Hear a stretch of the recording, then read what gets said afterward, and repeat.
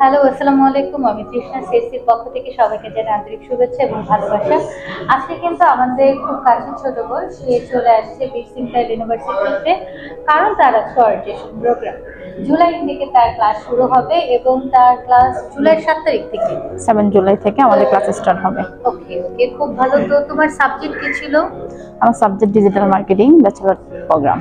আচ্ছা আচ্ছা আচ্ছা, ডিজিটাল মার্কেটিং কিন্তু তার সাবজেক্ট। মানে সে জুলাই 7 তারিখ থেকে ক্লাস শুরু করবে।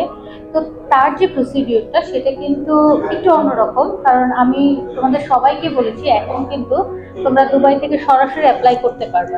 তো তোমার জার্নিটা মানে একদম ডে ওয়ান থেকে এখন যদি তুমি তোমার মতো করে শেয়ার করো আমার সাথে, মানে সবার সাথে। হ্যাঁ, ডেফিনেটলি। আমি হচ্ছে আপুর মাধ্যমেই প্রসিডিউরটা স্টার্ট করি। সো আপু আমাকে নর্মালি অনেক হেল্প করছে ফার্স্ট ডে থেকে end of the time today also. So আমি ডিজিটাল মার্কেটিং প্রোগ্রাম নিয়ে স্টার্ট করছি আমার ক্লাসটা। আমার ভিসা প্রসেসিং থেকে শুরু করে ক্লাসের যত টপিক বা আদার্স যে ফ্যাসিলিটিগুলো আছে সব আমি আপুর মাধ্যমে জানতে পারি। সো আপু আমাকে সব ধরনের ইনফরমেশন দিয়েই কাজটা করে দিচ্ছে। সো আমি যথেষ্ট হ্যাপি আপুর কাজ নিয়ে। আপু যথেষ্ট ভালো একজন মানুষ এবং খুব ফ্রেন্ডলি। ডেফিনেটলি আমাদের বড় বোনের মতো, আমরা অনায়াসে রিলে করতে পারি। না, বিষয়টা আমি একটু স্টুডেন্টদের সাথে একটু ক্লিয়ার করতে চাই।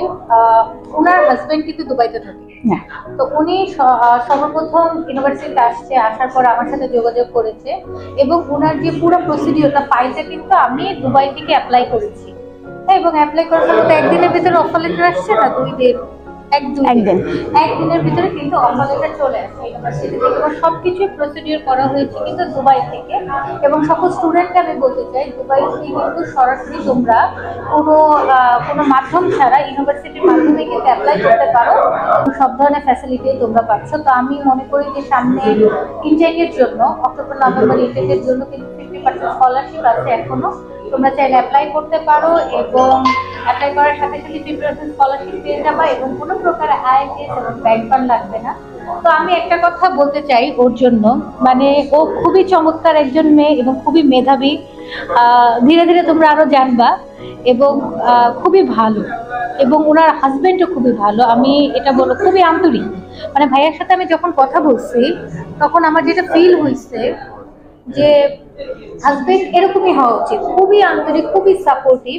এবং ওনার একটা ছোট্ট বেবি আছে। কয় বছর বাবুর? 6 ইয়ার। 6 ইয়ার। তো 6 ইয়ার বেবি, সে কিন্তু তার বেবিকে নিয়ে আসছে দুবাইতে এবং মাল্টিপল ভিসা, সেটাও কিন্তু আমাদের একটা মানে আমরা সহায়তা করেছি ভিসা পাওয়ার জন্য। তো যে সকল মানে মারা এবং বাবারা এবং সন্তানের কথা চিন্তা করে যে সন্তানকে নিয়ে আসবে, কারণ তোমার কিন্তু অন্য কান্ট্রিতে যাওয়ার অনেক অপরচুনিটি ছিল। ডেফিনেটলি। আমি ইউরোপের ফার্স্ট থেকে আমি ইউরোপে ট্রাই করছিলাম, বাট আমার কয়েকটা অবস্টাকলই ছিল, যে বেবি, আদার্স হচ্ছে আমি গ্যাপ ছিল। বাট এখানে যা হচ্ছে আমি বেবিকে নিয়ে আসতো অ্যাবিলিটি পাইছি, দেন হচ্ছে আমার গ্যাপ কোন ডাজন্ট ম্যাটার। আমার আইএলস আসছে, বাট এখানে তো রিকোয়ার্ড নেই, বাট এটা হচ্ছে আমার ফার্স্ট প্রায়োরিটি যে আইএলস অত গুড স্কোর না হলেও চলে। কিন্তু ইউরোপে যাওয়ার জন্য আমার একটা অবস্টাকল ছিল যে আমি হাজবেন্ড বা বাচ্চা নিয়ে যেতে পারতাম না, এবং কি ওটা যথেষ্ট হ্যাসেল ছিল আমার জন্য। এটা আমাকে যথেষ্ট ইজি করে দিছে যে আমি বাচ্চা অ্যান্ড হাজবেন্ডকে নিয়ে কন্টিনিউ করতে পারবো। হাজবেন্ড যদি এখানে জব নাও করতো আমি নিয়ে আসতে পারতাম। এটা হচ্ছে সবচেয়ে বড় একটা অপরচুনিটি। আমি সবাইকে বলবো যে ডেফিনেটলি এটা ট্রাই করতে পারে। সো আমি অলওয়েজ হ্যাপি যে ইউরোপে যেতে পারিনি, সমস্যা নেই। আমি হচ্ছে এমন একটা ওয়ে পাইছি যে আমি যেতে পারবো। এই জিনিসটা আমার হচ্ছে 100% সার্টেন হয়েছে এখন।